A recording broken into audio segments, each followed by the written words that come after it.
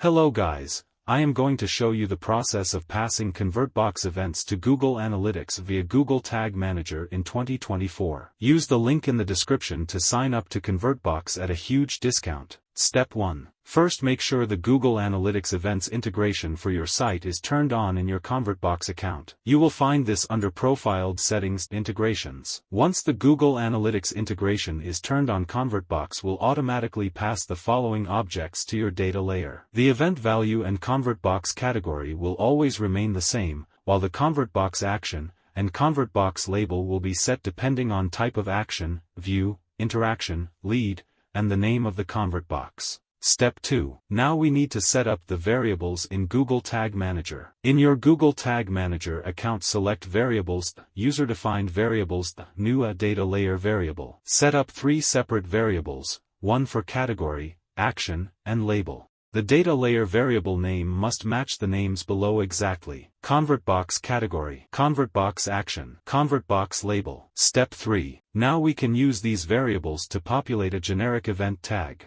Select Tags, a new Universal Analytics, and select Track Type equals Event. Add the event tracking parameters using the data layer variables created in Step 2. ConvertBox category, ConvertBox action, ConvertBox label. Step 4. Now we need to add a trigger for this tag. To add a trigger, go to Triggers, a new custom event, and choose the following. Trigger type, custom event. Event name, ConvertBox. This trigger fires on all custom events. Step 5. And last of all, we can now add the trigger to the tag. The completed tag and trigger should look like this. Once completed, ConvertBox will push the events to your data layer, where Google Tag Manager will then catch it and pass it onto Google Analytics as ConvertBox events.